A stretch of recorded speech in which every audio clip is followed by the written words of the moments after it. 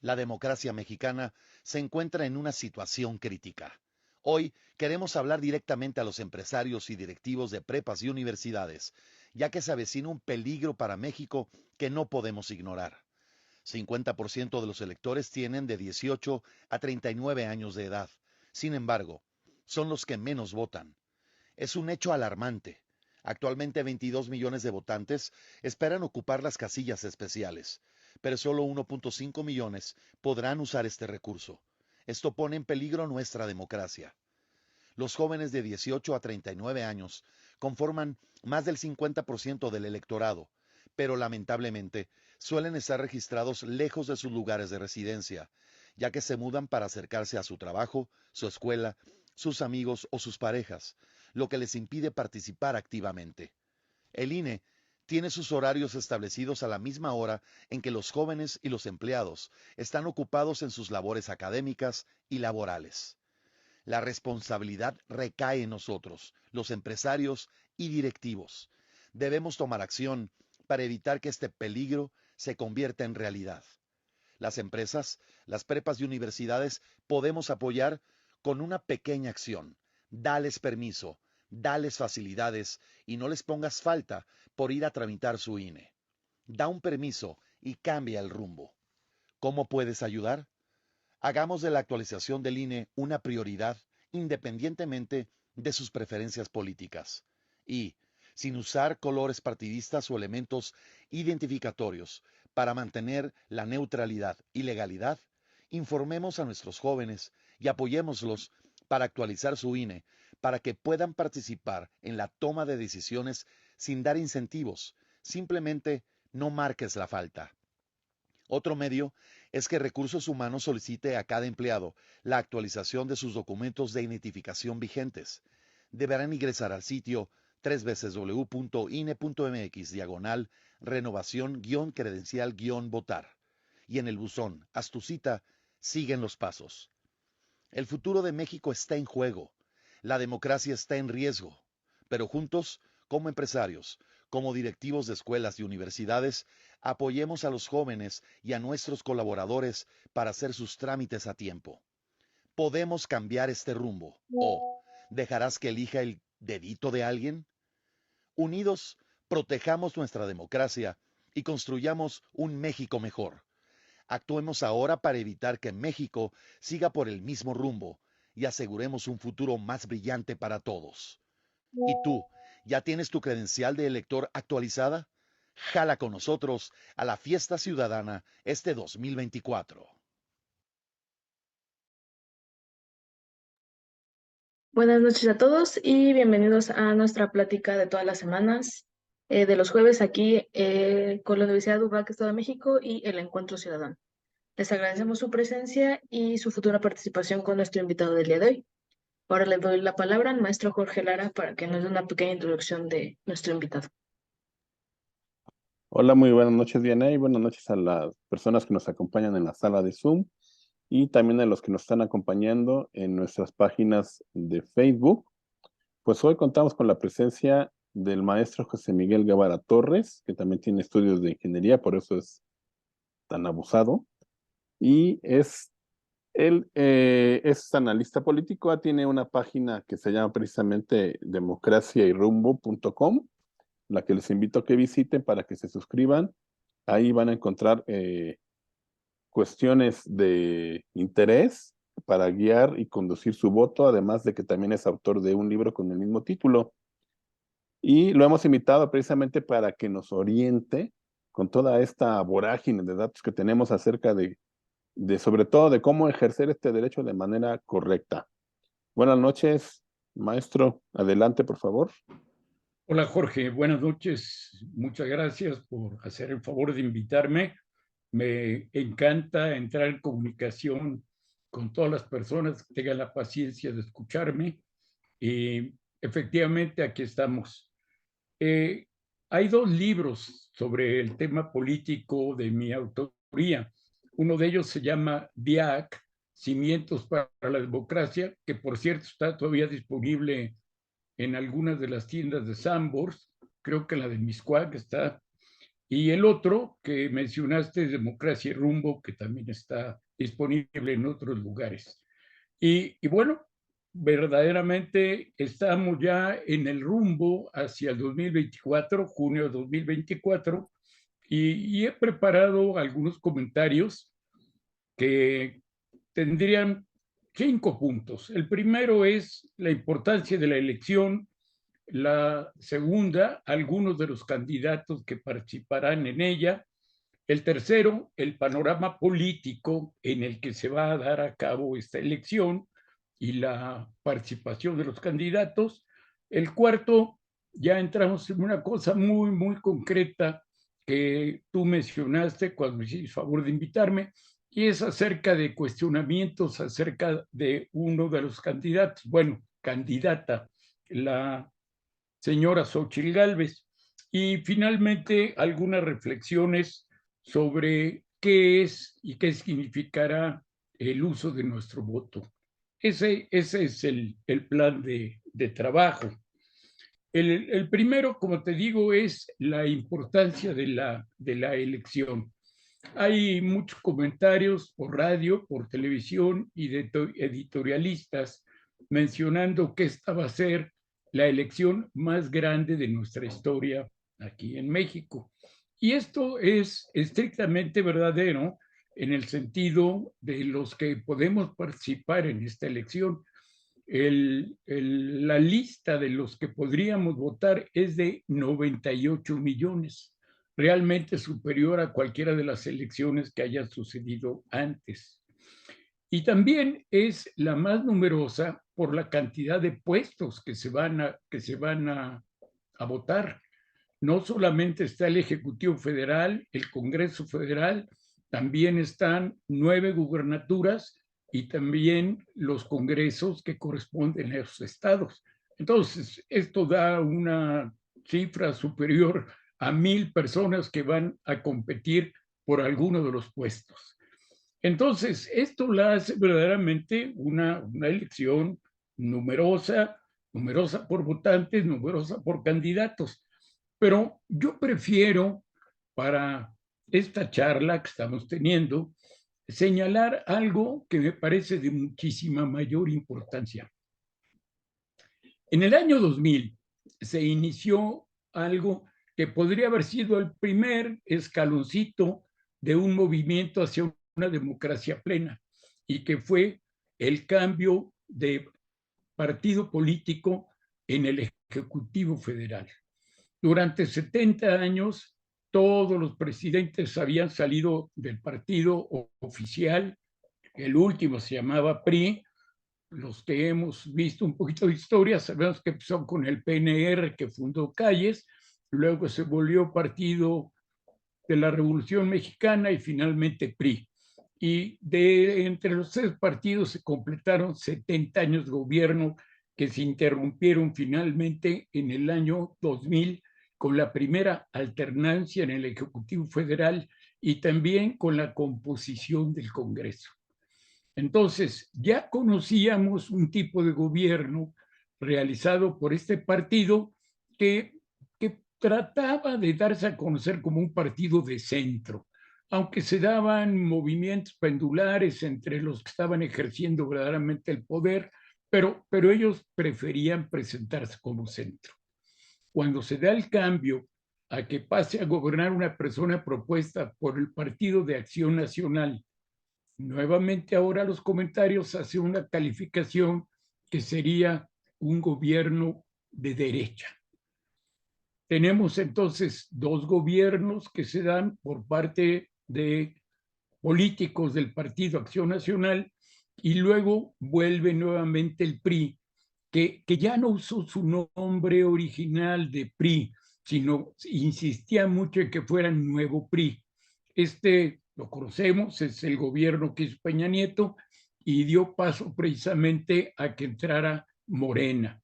Morena, una transformación del PRD con muchos elementos del PRI, pero que el gobernante, Andrés López Obrador, gusta hacerse reconocer como un presidente de izquierda en el México moderno. Entonces, ¿Por qué he mencionado todo esto? Porque las personas que tenemos más de 50 años ya hemos conocido gobiernos de centro, más o menos de centro, calificado del PRI, un gobierno de derecha o con una economía liberal y finalmente un gobierno populista de izquierda. Y conocemos los resultados que se han dado en cada uno de los casos. Si nosotros buscamos referencias de cuál ha sido el ambiente social, cuál ha sido el crecimiento del PIB y cuál ha sido la apreciación de la sociedad, podemos perfectamente distinguir cuál ha sido el resultado con el centro, con lo que se ha llamado derecha y finalmente con el populismo de izquierda. Entonces, ahora, en esta elección que se llevará a cabo en junio del año 2024, verdaderamente tenemos la oportunidad de expresar a través de nuestro voto cuál ha sido el tipo de gobierno que nos parece más satisfactorio para vivir. Si hemos sentido más seguridad en uno, si hemos sentido un mejor desarrollo en otro, si los servicios públicos de salud han sido los adecuados en cada uno de ellos, y eso es lo que hace verdaderamente trascendente la elección que tendremos en junio de 2024. Ahora, doy por explicada la importancia de la elección y me paso a hablar de los candidatos. Por supuesto que no voy a hablar de los 1000 y pico de candidatos, sino solamente de las personas que se han registrado para la presidencia de la República. En este caso, tenemos nosotros en el orden de aparición de definiciones, está primero el Frente Amplio, que hizo una selección con todo un procedimiento que no voy a mencionar en este momento, pero llegaron finalmente a decidirse por la señora Xóchitl Gálvez. Por el otro lado, los que están con Morena y los dos partidos que le acompañan también hicieron un procedimiento discutido por ellos mismos, muy concretamente el señor Ebrard. No le pareció en absoluto la forma en que lo habían llevado, pero bueno, estaba previsto que la simpatía de la persona más importante, el líder o dueño del partido, como quieras llamarlo, al señor López Obrador, él se inclinó por Claudia Sheinbaum. Entonces, con esto llevamos 2. Y finalmente, tiene poco que se ha registrado también el actor Eduardo Verástegui. Entonces, tenemos ya 3 candidatos para la presidencia. Bueno, en realidad ahora son precandidatos, porque todavía dentro del proceso no pueden llamarse tal cual candidatos, ni pueden estar ya en una campaña oficial, aunque se han hecho verdaderas campañas con nombres solapados, en fin, con ciertas artimañas para estar en campaña sin estar violando las normas que impone el INE. Las 3 personas son, repito, Xóchitl Gálvez, una empresaria esforzada. Me imagino que las personas que están participando en esta reunión electrónica han tenido oportunidad de conocer algo de lo que es la biografía de esta señora.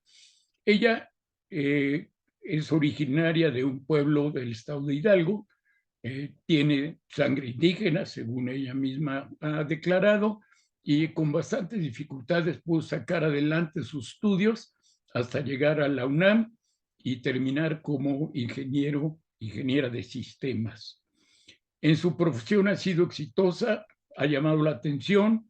En algún momento fue llamada a la reunión que se hace en Davos como una empresaria distinguida, y en el gobierno de Fox se le invitó precisamente para trabajar en el Instituto de Atención a los Indígenas. Posteriormente empezó ya una cierta carrera política y estuvo como responsable del gobierno en la delegación que se llamaba así, ahora es alcaldía, en la Miguel Hidalgo. Esa es su despegue. Actualmente es una senadora. Ahí tenemos a la primera persona. La segunda persona es la maestra Claudia Sheinbaum.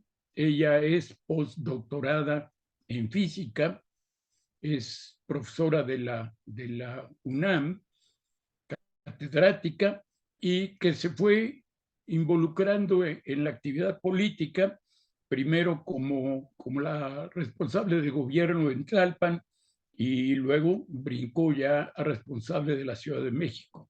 Hasta donde yo tengo información, no ha tenido una carrera política más desarrollada que de estos dos puestos. Es evidentísimo que es una persona totalmente apegada a los criterios de Morena, que son los criterios del presidente Andrés López Obrador.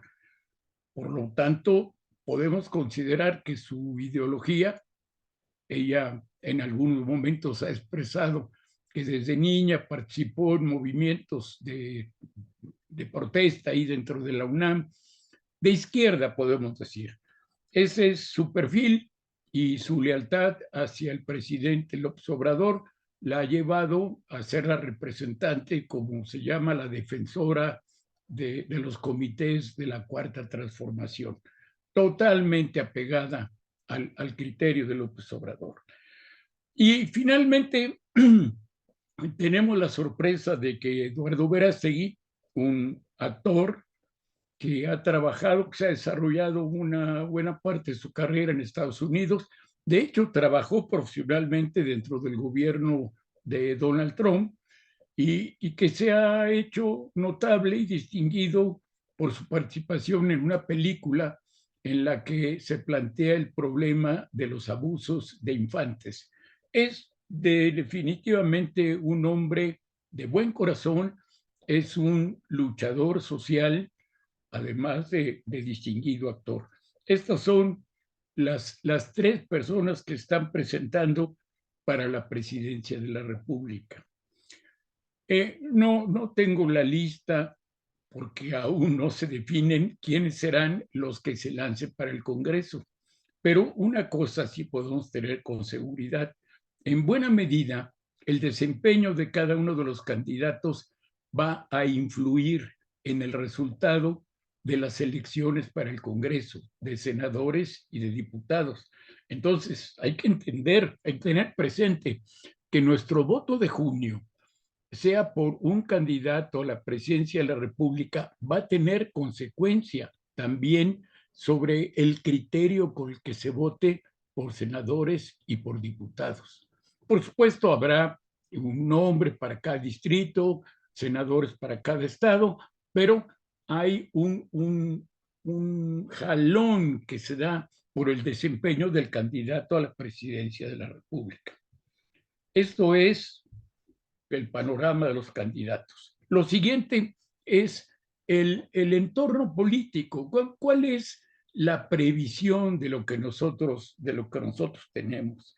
Podemos pensar que los tres candidatos tienen las mismas oportunidades para alcanzar. Bueno, teóricamente sí, pero cuentan con respaldos, cuentan con comités, cuentan con gente que ayude, que sostenga, que haga fuerte la campaña.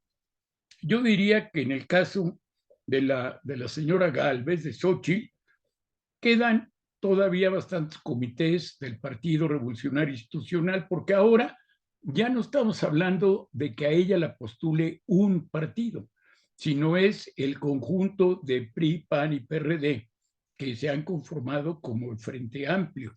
Entonces, entre los tres partidos, con diferentes fuerzas entre sí y con diferentes simpatías dentro de la población, no cabe duda que sí hay un aparato que la pueda sostener. De hecho, le han estado abriendo las puertas en diferentes entornos sociales y se ha dejado ver en diferentes lugares de la República. Algo semejante podemos decir también de Claudia Sheinbaum.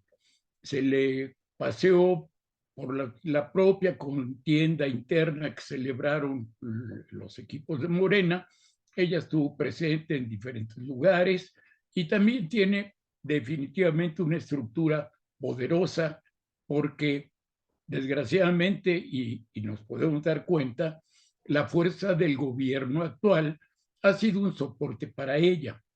Yo no tengo duda en decir que ha sido desventajoso para cualquiera de los otros candidatos el apoyo que el gobierno actual le ha estado dando a esta señora. Entonces, definitivamente tiene fuerza grande para la campaña ya formal que se dará a partir de febrero del año que entra. Y el caso de Eduardo Verástegui es a todas luces diferente. Él se ha inscrito sin un partido, es un candidato ciudadano y claro, debe contar con respaldo económico y con respaldo social, pero honradamente, salvo mejor opinión y datos que yo desconociera, no tiene actualmente una estructura que compita contra las otras dos. Eso no significa que se quedaría sin votos. Por supuesto que puede obtener votos, pero no tiene en realidad de inicio una estructura que lo haga competitivo con las otras dos señoras. Este es, como yo veo, la situación política para cómo viene el año que entra.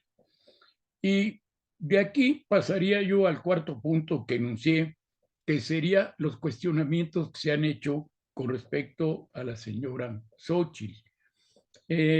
Han circulado a través de las redes algunos comentarios de que ella perteneció a alguna liga maoísta cuando estaba en la universidad.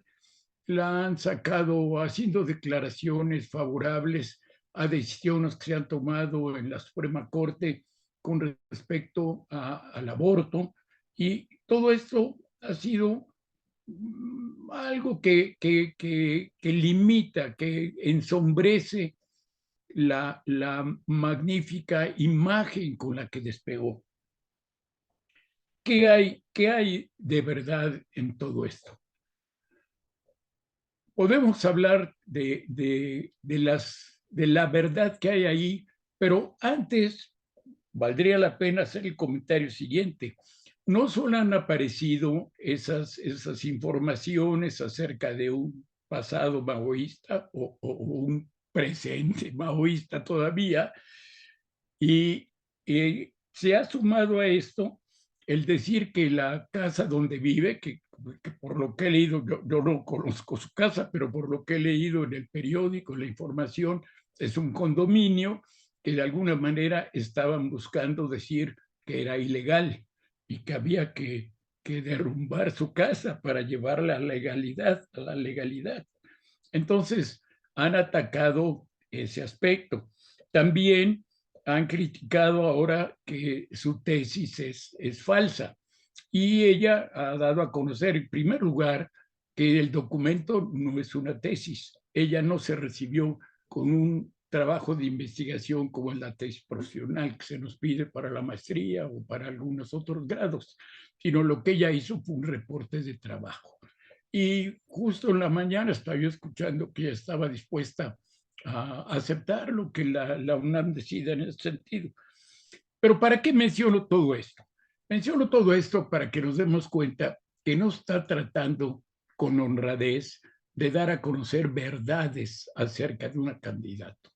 Lo que está tratando de hacer es agredirla, desprestigiarla, tratar de reducirle votos. ¿Por qué? Porque verdaderamente en este análisis político uno se puede percatar de que sí es una contendiente que no le va a permitir al señor López Obrador imponer con tranquilidad y con facilidad a la persona que él desee para que continúe su forma de gobierno.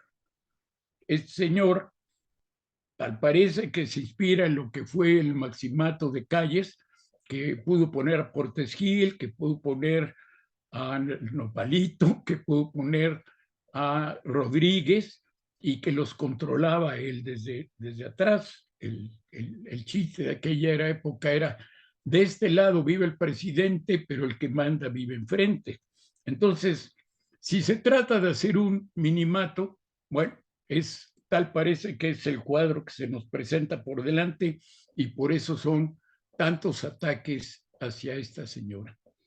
Y yo quiero cerrar esta intervención para dar oportunidad a un diálogo con las personas que deseen participar, dando a conocer algo que ya ha aparecido en la literatura, y es la doctrina del mal menor.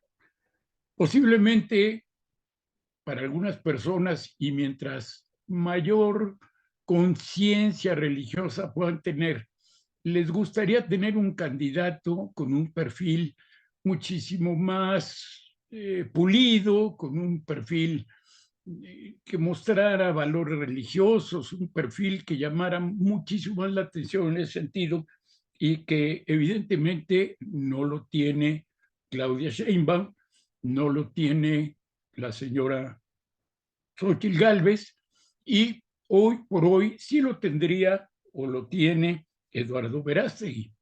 Entonces, si las posibilidades de Eduardo Verástegui fueran siquiera semejantes a las de las otras dos señoras, valdría la pena considerar la posibilidad de apostar por él. Pero la verdad de las cosas es que de los candidatas fuertes, la opción que se ve con más posibilidades de llevar a México a un cambio de ruta, a un gobierno muchísimo más responsable, un gobierno menos falaz, un gobierno que se empeña en proyectos muy personales, muy especiales, y no en estar promoviendo verdaderamente el bien común. De los tres candidatos, sin duda, la que ofrece las mejores posibilidades es la señora Gálvez, hasta donde yo veo la verdad de las cosas. Y entonces hay que entenderlo también. Si se dice que lo perfecto es enemigo de lo bueno, y esto es cierto. O sea, tenemos un candidato, una candidato que puede en un momento dado ofrecer para México un gobierno muchísimo más serio que lo que actualmente estamos teniendo. A mí no se me invitó para hacer un análisis del gobierno que tenemos, sino para hablar del rumbo hacia el 2024. Pero yo creo que más de uno está insatisfecho con las cosas que estamos viviendo actualmente, y que muchos aspiramos a un cambio. Deseamos un cambio, y hasta donde yo alcanzo a ver con un análisis honrado, quien nos puede ofrecer esa posibilidad de cambio es la señora Gálvez. Yo con esto cierro los 5 puntos: la importancia de la elección, los principales candidatos en juego, el entorno político en el que se van a desempeñar, los cuestionamientos muy específicos y muy orientados en contra de uno de los candidatos, y tener presente las consecuencias de nuestro voto. O sea, si nosotros votamos por la señora Sheinbaum, bueno, estamos pidiendo tener un mismo tipo de gobierno, quizá un poco más acendrado todavía hacia la izquierda. Si nosotros votamos por la señora Gálvez, estamos expresando nuestro deseo de ese cambio. Si nosotros votamos por el señor Verástegui, que no tiene las posibilidades de llegar, en ese caso nosotros estamos sacrificando un voto que podría en un momento dado contribuir a que evitemos un mayor deterioro político del que se ha estado viviendo. Esa es la consecuencia de nuestro voto, y no olvidemos que va a tener consecuencias también hacia el legislativo, porque finalmente, si como un católico responsable nos preocupa una disque simpatía de la señora Gálvez hacia el aborto, no olvidemos que ni Verástegui, ni Claudia Sheinbaum, ni Xochitl Gálvez, como presidentes, tendrían decisiones en ese aspecto. Las decisiones sobre la ley corresponden al legislativo, y la aprobación o no de esas leyes estaría en manos del Poder Judicial. Entonces, esto debemos tenerlo perfectamente en mente a la hora que seamos responsables de usar nuestro voto. Hay que tener eso clarísimo. ¿Qué queremos? ¿Queremos verdaderamente un clima democrático o estamos abiertos de que a través de un minimato vivamos una dictadura? Jorge, con esto cierro esta intervención corrida y entiendo que vas a abrir tú la posibilidad a diálogo. Estoy a tus órdenes. Sí, muchísimas gracias, José Miguel. Ha sido una plática, pues muy, ahora sí que como dicen por ahí o decíamos, es concisa, precisa y maciza también. Entonces, y así lo platicamos, ¿no? Que fue una plática también así concisa para que hubiera oportunidad de preguntar. Entonces, a las personas que nos ven por medio de las redes sociales, les solicitamos que escriban ahí en ese medio las preguntas, y a las personas que están aquí en la sala de Zoom, les pedimos, como lo hacemos en cada ocasión, que ahí en reacciones levanten la manita para que les demos la mano, les demos la palabra. Entonces, ya alzó la mano Sara Funes, por favor, activa tu micrófono. Gracias. Yo quisiera platicar con Miguel o conocer la opinión del maestro Miguel al respecto de algunas cosas que han pasado también históricamente, ¿no? Y que nos pueden ayudar también a ilustrar la situación como la estamos observando el día de hoy, una realidad que es dinámica, que es cambiante, que a lo mejor las cosas mañana ya no son iguales a las de ayer, etcétera. Cuando en México existía la posibilidad de varios partidos políticos, estaba, por ejemplo, el Partido Demócrata Mexicano, con un muy claro perfil, muy cercano a la doctrina social de la Iglesia, con una serie de personajes ahí metidos en este partido, con un perfil también muy claramente definido en este sentido. Existían también otros partidos, ¿no? Como el Partido Auténtico de la Revolución Mexicana, que le quitaba votos, comillas, digo eso de quitar, ¿no? O sea, no lo sé. Quisiera yo conocer la opinión de Miguel al propio PRI y otros partidos, ¿no? O sea, había una gran variedad de partidos. A mí me parece que la posibilidad de que haya más partidos y más candidatos, pues es un asunto que debemos como aceptar naturalmente que existan estos otros candidatos. Y tengo otros comentarios, ¿no? Pero pues a lo mejor vamos poquito y poquito. Sí, cómo no, con todo gusto. Mira, estás abriendo la puerta a que nos metamos a comentarios históricos. Efectivamente, si nos vamos hace 30 años, no solamente existía el Partido Acción Nacional, que era por su nombre el más antiguo, el PRI, heredero del Partido de la Revolución Mexicana y del Partido Nacional Revolucionario, tendría más años como fuerza política, pero como su nombre de PRI se registró después, el más antiguo era el Partido Acción Nacional. Ahora, junto al Partido Revolucionario Institucional, había partidos que los que eran más delicados les llamaban partidos bonsai y los que eran más sinceros les llamaban partidos paleros, porque la verdad de las cosas, tanto el PPS como el Partido Auténtico de la Revolución Mexicana generalmente aceptaban al candidato para la presidencia del PRI. ¿Y qué es lo que hacían? Era sumar ahí una cierta cantidad de votos. Los de la Revolución Mexicana eran generalmente militares que ya estaban en licencia, y los del Partido Popular Socialista pues eran ya ahí los sobrinos de Vicente Lomardo Toledano, los que quedaban, y lo que buscaban era una o dos diputaciones para tener ahí una presencia en el Congreso y el ingreso correspondiente. Ese era el lado oficialista. Luego, el Partido Acción Nacional, bueno, desde muchísimos años, yo por mi edad recuerdo la contienda de Díaz Ordaz contra González Torres. Siempre ponían gente que valía la pena para la candidatura a la presidencia de la República, pero finalmente se iban dando dos bandos, el oficialista y la oposición. Cuando Reyes Heroles hizo su reforma para que hubiese más partidos, el Partido Comunista acabó siendo PSUM y entonces se abrió una izquierda que de alguna manera le daba oportunidad al PRI para verdaderamente justificarse como centro, que fue con lo que empecé yo mi intervención de esta noche. Y sí, había esos sabores. Ahora, en otros países, generalmente la contienda se da entre 2, máximo entre 3, pero generalmente son 2 formas. Una, con una mayor participación social, que son diferentes formas de socialismo, que van desde un populismo ramplón hasta una socialdemocracia. En Alemania hay un partido social cristiano que tiene un acento más social, y del otro lado está un acento más hacia el liberalismo, o lo que hoy en día se llama neoliberalismo. El que haya más partidos y más candidatos es un poco de marketing. La verdad de las cosas, lo importante es qué es lo que están proponiendo como manera de gobernar.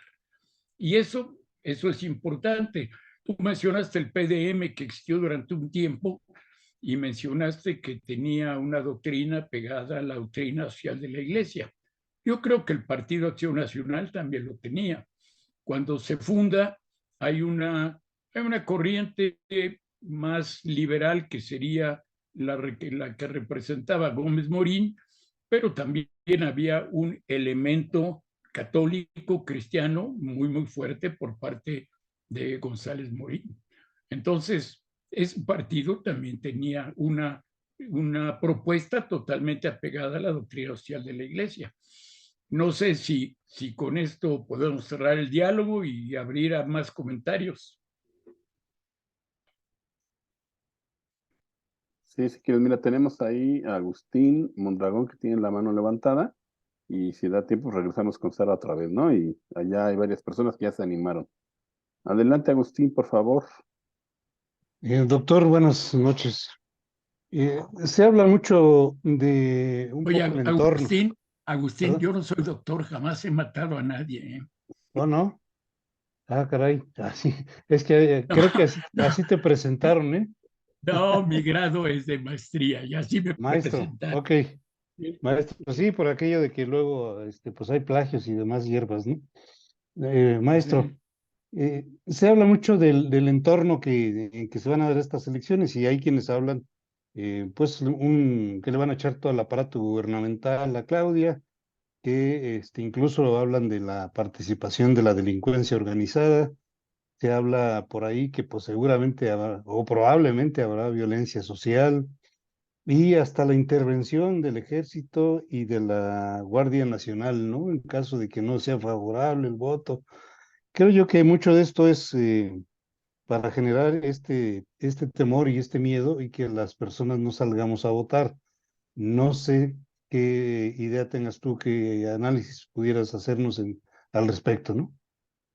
Es verdaderamente importante lo que acabas de señalar, y no me tomas desprevenido. Mira la parte final de lo que preparé. Estos son los apuntes que hablamos y esta es la parte final, ¿eh? A mí Ok, me ok. parece que tienes tú toda la razón. Estamos nosotros, y lo insinué en la intervención fundamental, estamos viviendo ya un inicio de fraude, de la forma en que abusa de las mañaneras el señor López. No cabe duda que está haciendo una propaganda totalmente ilegal. O sea, estamos empezando a vivir ya un fraude. Y este fraude, ¿hasta dónde puede llegar? Aquí en el apunte que te acabo de enseñar, yo escribí violencia y lo puse entre signos de interrogación, porque es evidentísimo que desde hace años el crimen organizado ha estado participando en las elecciones municipales de determinadas zonas. Se habla de que también ha llegado a participar en las elecciones de gobernadores de algunos estados, y por supuesto que el crimen organizado tiene interés del resultado que se pueda dar el año que entra en las elecciones. Ahora, ¿hasta dónde puede llegar la violencia? Mira, no hace mucho había una partida de desocupados que estaban en la puerta de la Suprema Corte de Justicia de la Nación haciendo burla de la doctora Piña, agrediéndola.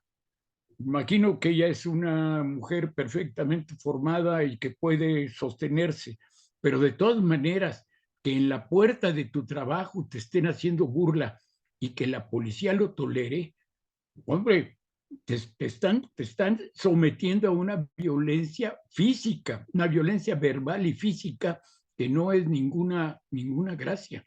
Entonces, yo sí me temo que vamos a vivir de aquí a junio y sobre todo después, sobre todo si la elección no favorece a la señora Sheinbaum, nos vamos a exponer verdaderamente a abusos y violencia.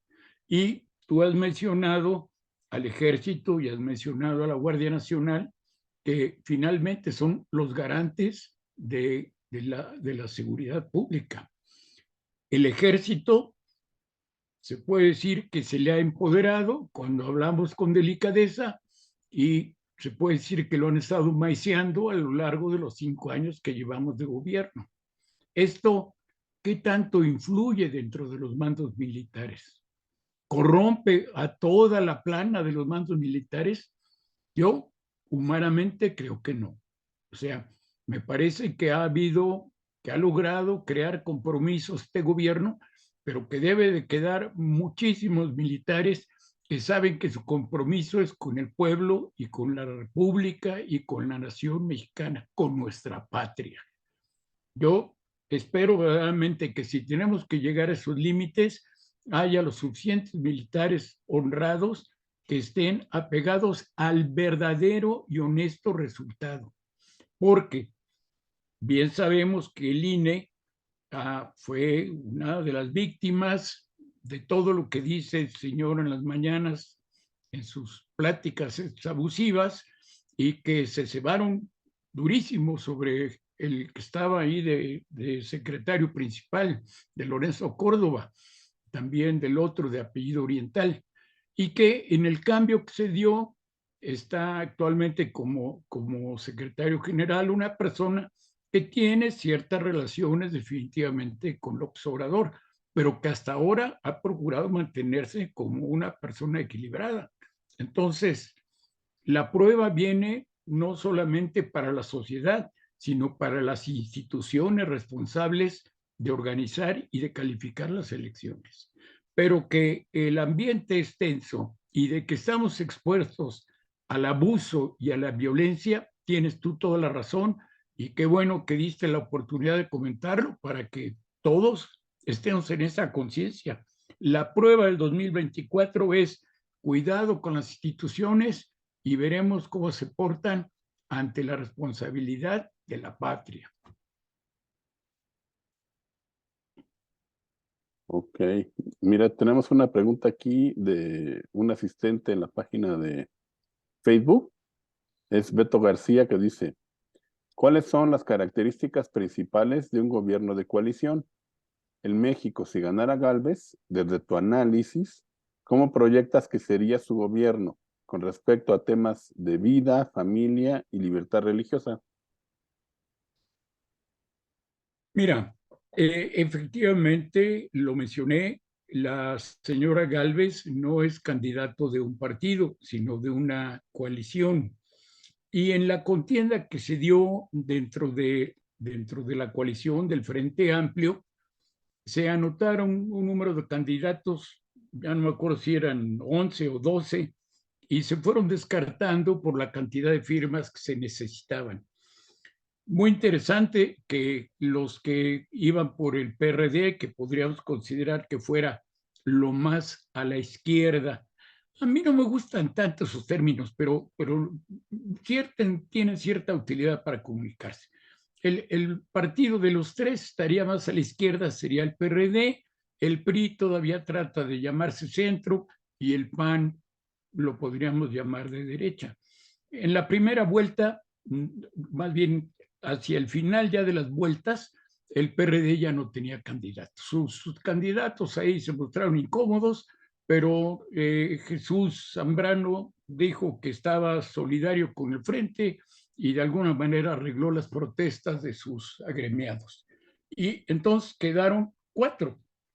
En algún momento se pensó que podrían quedar nada más 3 y era interesante porque entonces de los 2 partidos finales había que ver cuál era el que dominaba. No fue así, quedaron 4 y de esos 4 finalmente quedaron 2, una representante del PRI y una representante del PAN. Estos procesos que se han ido dando dentro del Frente Amplio, creo yo que se van a reflejar en un gobierno de coalición. Nosotros en el país no hemos tenido hasta ahora gobiernos de coalición. Esto, por las noticias, por la información, nos hemos dado cuenta más en Europa y sobre todo en sistemas diferentes al nuestro, en sistemas en los que la cantidad de representantes en el Congreso es la que permite nombrar al primer ministro. Y entonces sí, cuando en un momento dado el que va a quedar como primer ministro necesita los votos de otros partidos, entonces para las secretarías, para los puestos de gobierno, tiene que repartir entre ellos. Aquí, pues sí, evidentemente si el Frente Amplio gana, como mi personal deseo es, va a tener que incorporar dentro de los puestos de gobierno a agentes de los 3 partidos que integran el frente. Y para mí uno de los puestos claves va a ser la Secretaría de Educación Pública, porque ahora ha bajado el tema ya en estas 2 últimas semanas, pero el escándalo de los libros de texto tan mal hechos, tan incompetentes y tan pésimamente orientados, es algo que recae dentro de la Secretaría de Educación Pública. Yo creo que eso es fundamental. Y en lo tocante a la libertad, bueno, yo lo pondría al revés. Si tenemos un gobierno tiránico, va a estar limitando las libertades, entre ellas la libertad de poseer, la libertad de creer, la libertad de expresarse, la libertad de participar públicamente. Si nosotros conseguimos que haya un gobierno de fuerte acento democrático, me parece que la libertad de credo, que alguien dijo en la pregunta de religión, yo creo que eso estaría en total libertad. Una libertad que todavía tenemos, una libertad que todavía tenemos porque en el caso de las iglesias, y yo hablo concretamente de la Iglesia Católica, ha sabido tener presencia.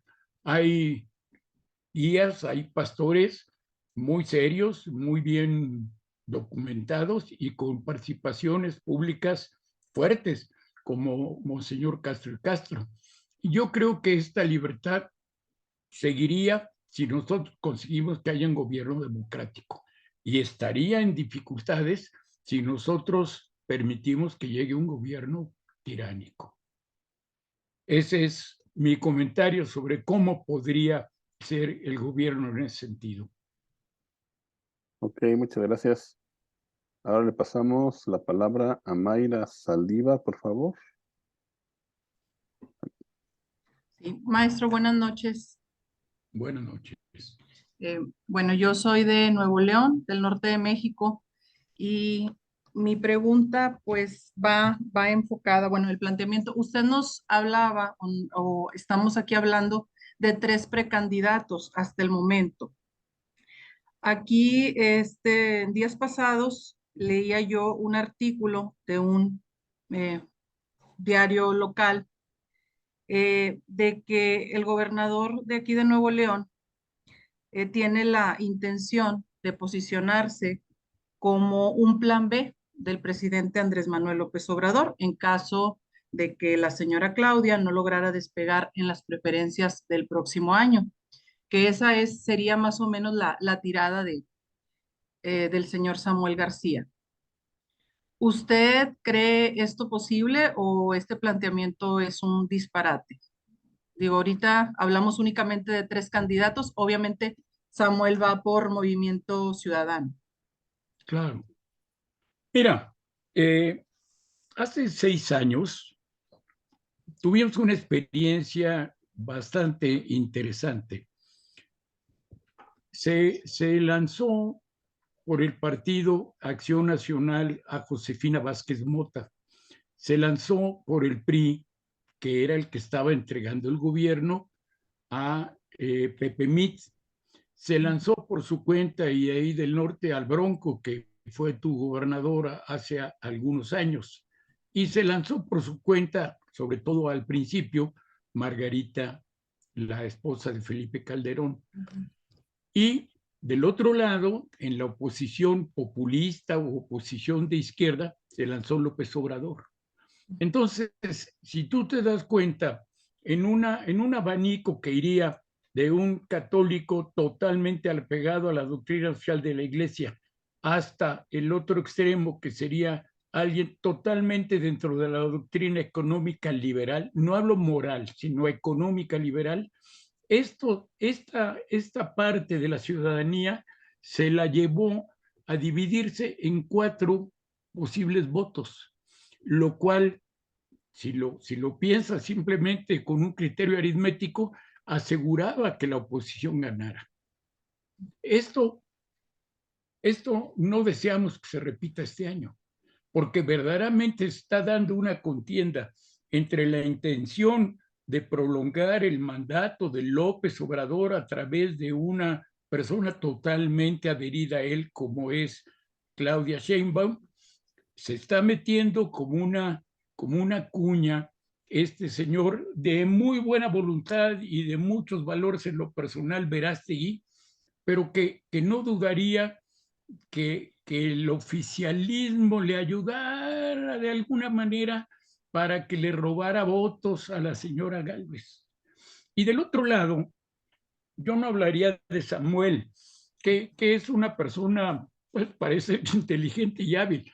Yo hablaría del dueño del partido, que es Dante Delgado Ranauro. Yo creo que Dante Delgado Ranauro está haciendo sus consideraciones de quién puede ganar. Si él cree que puede ganar Xóchitl Gálvez, tal vez él se iría del lado de Morena. Pero si él hace sus cuentas y hace encuestas profundas, serias, cree que puede ganar la señora Gálvez, a mí me parece que más bien estaría inclinándose hacia el Frente Amplio. Pero claro, alguna vez has ido a un mercado en el que se pueda regatear, ¿no? Entonces, claro, hay un juego, ¿no? El bargain en inglés y el regateo en español. Entonces, yo creo que Dante Delgado Ranauro, que tiene su importante número de votos, yo no creo que todos los neoloneses y que todos los jaliscienses voten como él quiera, pero no cabe duda que ahí tiene canteras importantes. Yo opino como análisis que el señor está haciendo sus cuentas para ver de qué lado se va y mientras deja que Samuel hable, porque de esa manera en el regateo él sube su apuesta. Entonces, no puedo adivinar el futuro, puedo hacer análisis político comparando con experiencias históricas. Claro, el que hubiera 3 candidatos en el área liberal católica pues, favorece al que está en contra.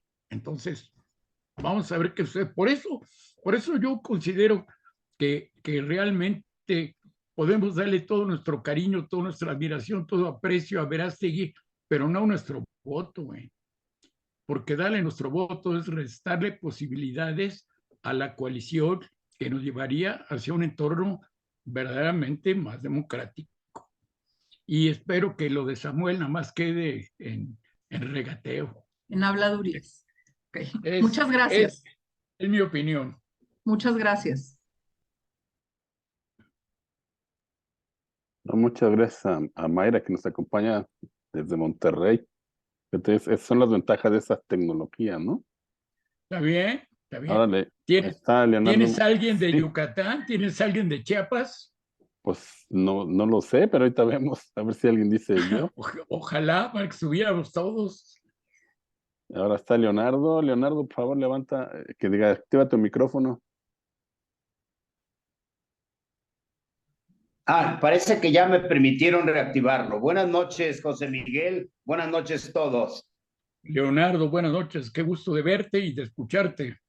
El gusto es para mí y después de ver tu interesante plática, me atrevo a hacerte unas preguntas a ver cómo le hacemos para esto. Yo tengo dos preguntas y pues una sugerencia. A ver, ¿cómo evitar una elección de Estado? Que parece ser que es lo que está planteando hacer. O sea, son las amenazas que le veo yo al gobierno actual. ¿Cómo evitar una elección de Estado? La otra cosa sería efecto de la estructura criminal del actual gobierno de Malo. O sea, está tomado el país por pues los narcomorenos y que si se podría hacer un juicio político al actual gobierno para que se termine de pues desalentar el voto a continuar por el lado de la izquierda maléfica de Malo, Manuel Andrés López Obrador. Hasta el nombre cambió. Entonces, esas serían mis preguntas.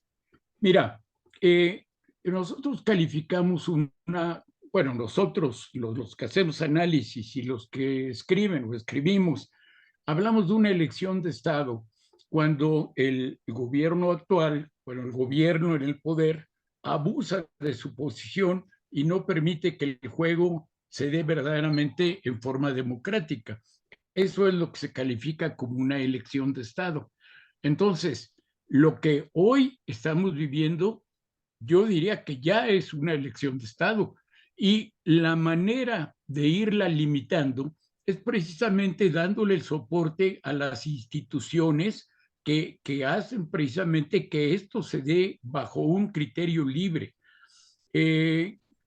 Ya no recuerdo cuántos meses hace que nos juntamos 500,000 personas ahí en el Zócalo de la Ciudad de México y en las calles aledañas para defender el INE. Cuando estamos nosotros defendiendo el INE, estamos verdaderamente procurando que no se dé una elección de Estado. Cuando nosotros le expresamos toda nuestra simpatía y apoyo a la doctora Piña en la Suprema Corte de Justicia de la Nación, nosotros estamos dándole soporte a la división en los tres poderes, el ejecutivo, el legislativo, el judicial, que de alguna manera impide precisamente el que haya un abuso de parte del ejecutivo, que en general es el que tiende a llevar a cabo estos abusos. Entonces, esa es la manera de impedir que una elección de Estado prospere. Y otro aspecto sumamente importante y que yo creo que es responsabilidad de todos nosotros es participando en la elección. Porque el gobierno tiene los elementos para llevar a cabo acarreos, tiene los elementos para tener autobuses, tiene los elementos para tener gente que esté llevando de su barrio a gentes a votar. Hay entre los memes y recaditos que pasan en las redes, uno que se me hizo interesante tenerlo presente. Decía, si tú tienes un trabajo, un negocio del que vives, no olvides ir a votar, porque los que viven de los impuestos que tú pagas, esos seguramente van a ir a votar. Entonces, otra de las formas de evitar que se dé una elección de Estado es que los 98 millones de ciudadanos que tenemos posibilidad de ir a votar, vayamos. Ahí en el Estado de México, la elección en la que quedó esta señora Delfina, solamente asistió del padrón total el 49%. Y de ese 49%, ella ganó con el 46%. Es decir, ella ganó con el 22% de los votantes. Si tú lo consideras, verdaderamente es para pensar, ¿tiene legitimidad un gobierno seleccionado solo por el 22% de las personas? O sea, menos de una por cada 4. Entonces, si queremos evitar una elección de Estado, debemos tener al corriente nuestra credencial de elector y con todas las personas que tú puedas dialogar, asegurarse de que tienen al corriente su credencial de elector y de que asistirán a votar. Porque mientras más seamos los que participemos, menos es una elección de Estado y más es una elección ciudadana. Esa es tu primera pregunta. Tu segunda pregunta. Sí, muy bien. La segunda, ¿la puedes repetir? Sí. El efecto de la estructura criminal del actual gobierno de Malo. O sea, ¿qué acciones se pueden prever para que esta estructura criminal actúe lo menos posible, que no se descare? Caray, pues mira, el problema con un criminal es que no respeta la ley. Claro, sí. Sí, no, verdaderamente es una tristeza la desvergüenza con la que el presidente de la República se ha acercado a los grupos criminales. Sus frases, la inicial de abrazos y no balazos, y luego el de que los criminales también son seres humanos, en fin, sus saludos hacia las personas descaradamente involucradas con el crimen organizado son de muy, muy seria preocupación. Y cuando hablo de que podemos llegar a enfrentar violencia, como la violencia que se ha estado ejecutando en la puerta de la Suprema Corte de Justicia, bueno, pues ese es un abuso que solamente lo podría reprimir la policía, lo podría reprimir la Guardia Nacional, lo podría reprimir el Ejército, si las cosas llegan hasta ese grado. Pero, bueno, yo le pido a Dios que esas cosas no sucedan, ¿eh? Porque, ¿qué límite tienes ante un criminal? El que te asalta en la calle y te pone un cuchillo, te pone una pistola, ¿qué entiende si está violando todas las leyes? Es un riesgo, sin duda. Sí. No tengo más que decir en este tema. Y va ligada a la otra, o sea, aquí está muy ligado ese. Sería bueno hacer un juicio político al actual gobierno criminal para que en ese marco sirva como para que se abstengan de manifestarse como criminales, o sea, que tengan los ojos puestos de toda la sociedad y de que nos queremos defender de un mal gobierno. Mira, sé si... no hay que cacarear el huevo antes de ponerlo. Las gallinas primero ponen el huevo y luego lo cacarean. Yo creo que uno de los gravísimos errores de Anaya hace 6 años, hace 5 años y medio, fue estar asegurando que iba a meter a la cárcel a Peña Nieto. No ganó. Sí.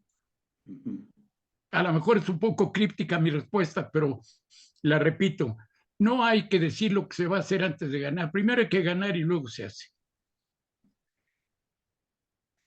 Sí, claro, pero no iba en ese sentido mi pregunta, sino que se enfatice más ese carácter, digamos, ilegal del gobierno. O sea, nos están gobernando de una manera ilegal y bueno, que no los que respeta tenemos a la ciudadanía. Los que tenemos oportunidad de decirlo, lo decimos. Yo tengo un blog y ahí lo digo. Tú te estás expresando ahora. Yo creo que eso es definitivamente importante decirlo y muchos estamos totalmente conscientes de que es ilegal. Ahora, yo no amenazaría con perseguirlos hoy. Yo no lo haría. No. Pues el mejor castigo que les podemos dar es que ya suelten el poder. Hay que asegurarse de que las credenciales estén bien. Oye, es una tristeza, pero la información disponible es que el 30% de los 98 millones de posibles votantes no tenemos, bueno, yo sí la tengo, pero el 30% no tiene la credencial al corriente, no va a poder votar. Sí, no, pues urge animar a que la actualicen, porque si no, pues ya se están haciendo a un lado y no se vale. Tu arma y mi arma es la credencial de elector y nuestra presencia ante la urna. De plano. Muy bien, mira, pues seguimos para ir Gracias, concretando. José Miguel. Seguimos para ir terminando. Digo, todavía tenemos un poquito de tiempo. Yo los invitaría, digo, antes de terminar, y aquí en medio de la plática y de que se salgan o antes de que se ocupen en otra actividad, lo que decía José Miguel es bien interesante y tenemos lo que tenemos que hacer, o sea, ahorita dice Leonardo, oye, pues es que tenemos, que la gente se entere de que tenemos un gobierno, un narcoestado, ¿no? Entonces, este programa lo estamos grabando y lo está quedado grabado en las páginas de YouTube del Encuentro Ciudadano por la Paz, del OVAC Estado de México, y también va a quedar grabado en la página, nuestro canal de YouTube del Encuentro Ciudadano por la Paz. Entonces ya mismo José Manuel me dijo, oye, ¿me puedes mandar la grabación? Pues sí, la idea es mandar la liga de YouTube, que es muy fácil de compartir y que todas las personas que estamos aquí ahorita, las que estamos conectados y los que lo veamos después, a los que se los enviemos después también, que lo compartan. O sea, es muy importante que compartan el video para que la gente pues se active, ¿no? Porque si no, pues vamos a quedarnos con los dos cruzados y nos van a pasar encima. El tema de la violencia que hablas que se puede desatar, José Miguel, lo que se puede desatar también por parte del ejército, creo que como dices tú, el arma es la credencial de votar, de votar, y que si te invitan a ser representante de casilla, representante general, observador ciudadano, pues lo hagas. Pues está en la participación. O sea, yo no creo que un militar se anime a masacrar a alguien si lo están grabando con un celular, ¿no? Entonces, o que el mismo presidente diga, ¿saben qué? Les doy carta blanca y salgan a golpear a la gente y se haga un escándalo a nivel internacional, ¿no? Entonces, no sé qué opines tú en este aspecto, José Miguel, pero yo creo que la clave está en la participación y en que nos previene, digo, este programa tiene la idea esa, ¿no? De pedir a la gente que lo comparta para que estemos o tengamos una idea de cómo actuar de manera organizada, ¿no? La intervención de Leonardo fue muy buena. Si no queremos que haya una elección de Estado, debemos hacer una elección ciudadana. Y una elección ciudadana es todo lo que tú acabas de decir. Acudir si somos llamados por el INE, estar presentes y acudir a votar. También es importante estar pidiendo que haya observadores internacionales.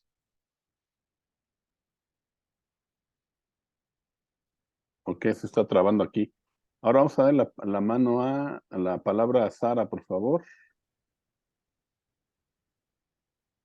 Muchas gracias. Miguel, como te decía, yo tenía algunas cuestiones que quería que nos platicaras. Mira, entre otras cosas, es muy importante los que van para candidatos a diputados en nuestros distritos, tanto en los distritos locales, quienes tendrán elecciones locales, como en los federales, para que allí también podamos, dijéramos, incidir en la selección de los candidatos, impulsar a quienes puedan representarnos mejor en las cámaras. Me parece que es más importante que aún mismo la presidencia de la República, ¿no? O sea, la presidencia sí es importante y tiene mucho valor porque jala y arrastra a todos los que vienen para las cámaras y para los senadores, pero a mí me interesaría mucho que en mi distrito hubiera buenos representantes y también yo tuviera como ciudadano la opción de escoger a los mejores de los que se presenten en los partidos políticos, y también si alguien tiene la capacidad de lanzarse como independiente, que ya los ha habido también algunos diputados en este sentido, que pudieran verdaderamente representar nuestros ideales o nuestras convicciones y que tuvieran también la posibilidad, pues, no echar nuestro voto así, por decirlo de una manera coloquial, pues no hay que echar a perder nuestro voto, mejor hay que dirigir nuestro voto hacia quienes en las cámaras nos pueden representar mejor. Y aquí estoy pensando también que pudieras orientarnos. Mira, yo creo que el grueso de los ciudadanos que no pertenecemos a un partido político, vamos a tener que seleccionar entre los que nos ofrezcan como candidatos de diputados, concretamente en mi distrito. Ahora, de los que estamos en este coloquio, los que estén dentro de un partido político, esos pueden hacer el trabajo que acaba de señalar Sara.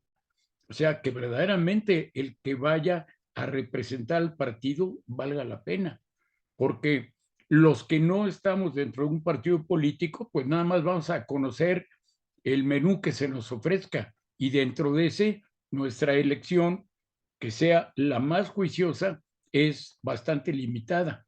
Ahora, la exhortación que haces de que gente que valga la pena, que tenga la edad, las posibilidades y las redes sociales como para lanzarse por su cuenta, qué mejor que lo haga.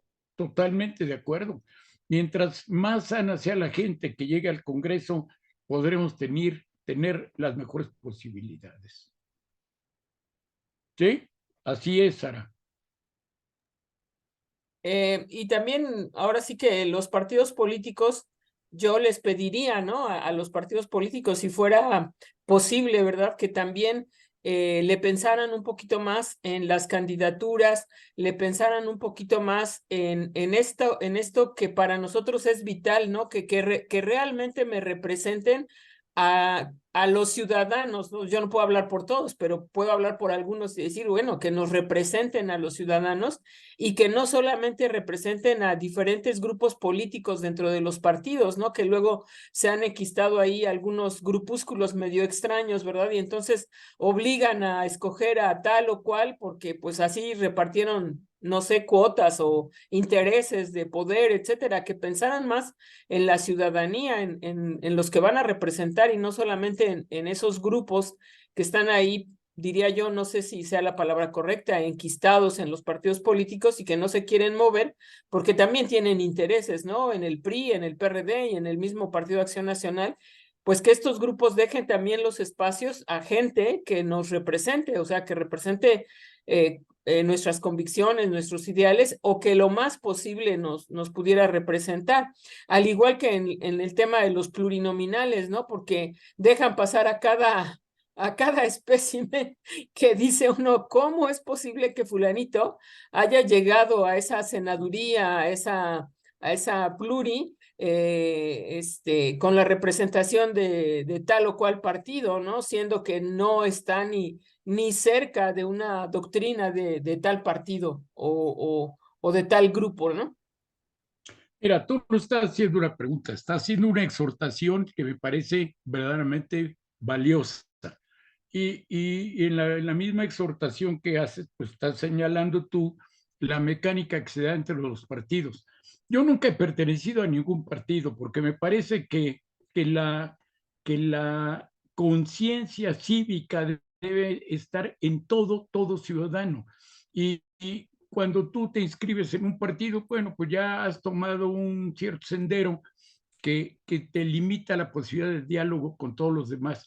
Yo por eso he preferido hacer política ciudadana a través de los libros que mencioné al principio, DIAC, Cimientos para la Democracia y Democracia y Rumbo. Pero lo que tú has señalado, pues, lo conozco, tengo suficientes años para saber que dentro de los partidos hay esos grupos, hay las cuotas y que, claro, no están pensando siempre, aunque tiene algo que ver, están lanzando a la persona que tenga más posibilidades de ganar. Y la persona que tenga más posibilidades de ganar es la que mejor se identifique con los votantes de su distrito. Entonces, en ese sentido, sí estarían procurando lanzar a una persona que vaya con los intereses de ese distrito. Y ahí sí se puede completar lo que tú estás pidiendo. Pero no cabe duda que hay mecánica y hay intereses entre los partidos. Eso no lo podemos negar. En todo se da. Pero bueno, tu exhortación es bienvenida. Ojalá la estemos escuchando muchísimos. Pues primero Dios, que todos vayamos pensando en México para el 2024 y qué es lo que queremos para nuestro país. Mencionabas tú el tema de educación. Igual hay otros temas que son relevantes, ¿no? Y que creo yo que ahí a ese nivel de la repartición de las secretarías de Estado, etcétera, también hay mucho que hacer. ¿Qué tipo de personas va a escoger un candidato? ¿Qué tipo de personas van a escoger X, ¿no? Como se vaya dando o como se dé en un momento dado el resultado. Y eso también debe de preocuparnos mucho, ¿no? O sea, imaginemos que si ahorita están haciendo lo que están haciendo con los libros de texto o lo que hicieron con el tema del COVID-19, que lo enfrentaron de la manera pues más equivocada que pudieron o menos acertada que pudieron. Entonces, tu comentario, Miguel. No, bueno, en realidad tú me estás robando los comentarios porque tú lo dices, por supuesto. Yo hablé de la Secretaría de Educación Pública porque se habló de una orientación ideológica, pero tan importante es la Secretaría de Hacienda, los impuestos que paguemos o dejemos de pagar, tan importante es la Secretaría de Comunicaciones, que tengamos la oportunidad de seguir teniendo este tipo de encuentros. En fin, hay muchísimos aspectos que se nos debe servir desde el gobierno. Y claro, ya alrededor de la señora Sheinbaum y alrededor de la señora Gálvez ya se debe estar preparando los grupos, los intereses, y espero que ellas sepan escoger, bueno, más bien la señora Gálvez, que sepa escoger a quién se haría cargo de cada uno de los sectores. Sí, totalmente de acuerdo. Hay mucho que recuperar en cada uno de los sectores, de impulsar hacia el bien común, de ir sacando o resolviendo los problemas, ¿no? El problema de la pobreza, el problema de la salud. Que me asfalten la calle de la casa donde vivo. Por ejemplo, pues muchas gracias, Miguel. Ya no les quito más el tiempo. Por ahí tenía alguien más levantada la mano, creo que Mari Ramírez.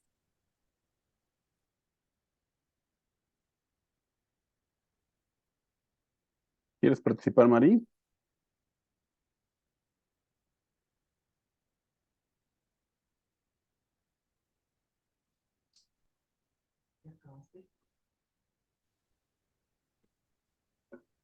No, pues ya bajó la manita. Muy bien. Pues sería todo. Te agradecemos muchísimo la participación. Digo, la realidad es que estábamos pensando en que era necesario hacer un programa de este tipo, pero finalmente creo que ha sido muy bueno, ¿no? Muy buena Bueno, yo no me puedo calificar. Pero bueno, ya lo vas a ver. Yo puedo calificar a Sara, que dijo la mitad de lo que valió la pena aquí. Ok, pues bueno. Por supuesto que no. No sé si quieras dar una conclusión, una invitación y terminar así. Sí, por supuesto que sí. Miren, por favor, hay que ser ciudadanos de tiempo completo. Desde que fundamos DIAC, me gustaba expresarlo así con 3 dedos. Tenemos que ser como persona presentes en 3 ejes: en la familia, en la manera de ganarse el pan y en lo cívico. No podemos decir, yo no me meto en lo cívico porque bastante tengo con mi familia y el trabajo. Ya lo sé, es pesado, pero así es como tenemos que vivir en sociedad. No somos ermitaños. Tenemos que atender la familia, nuestro oficio, profesión o la manera de ganar legalmente el salario y lo cívico. Entonces, ¿qué es lo cívico hoy? Ya hablé de la teoría. Lo cívico es hacer una elección ciudadana para impedir que sea una elección de Estado.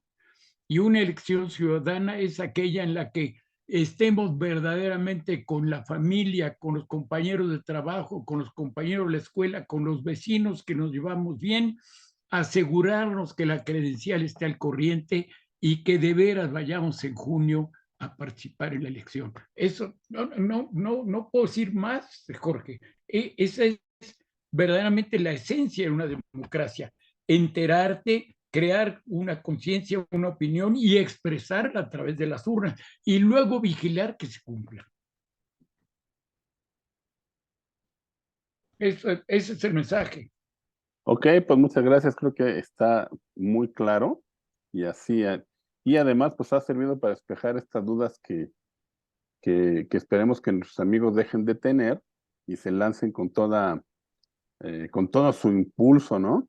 A apoyar a un candidato viable y que nos asegure seguir gozando de las libertades que hasta ahora hemos tenido, ¿no? Perfecto, perfecto. Gracias. Gracias por invitarme. Me gusta participar. Pues digo, ya que te gusta participar, estaremos invitándote en el transcurso, ¿no? De este camino hacia el 2024 para platicar, ¿no? Mientras Dios me dé salud y la agenda se preste, cuenta conmigo. Muchas gracias. Cuente conmigo. Y finalmente no queda más que invitarlos. La siguiente semana tenemos pláticas, los que nos visitan por primera vez, tenemos pláticas semanales todos los jueves a las 8 de la noche. Y la que sigue vamos a tocar un tema de cuestión de índole educativa, que es acerca del docente y su código de conducta. Ahora que está eso tan de moda, ¿no? Y después vamos a tener en 15 días mediante la participación de una jovencita que nos va a explicar cómo vivió la Jornada Mundial de la Juventud con su Santidad Francisco. Entonces me parece que las dos valen mucho la pena, te esperamos y reiterarles que el programa va a quedar grabado en las páginas de Facebook y que también la página de YouTube también queda grabado el programa, lo vamos a subir para que lo compartan, no se queden con él, ¿no? Muchas gracias a todos, buenas noches, gracias Vianey por tu apoyo, como siempre en las cuestiones técnicas. Muchas gracias, maestro. Encantado, gracias. Hasta luego. Gracias. Hasta luego. Buenas noches. Muchas gracias, Miguel.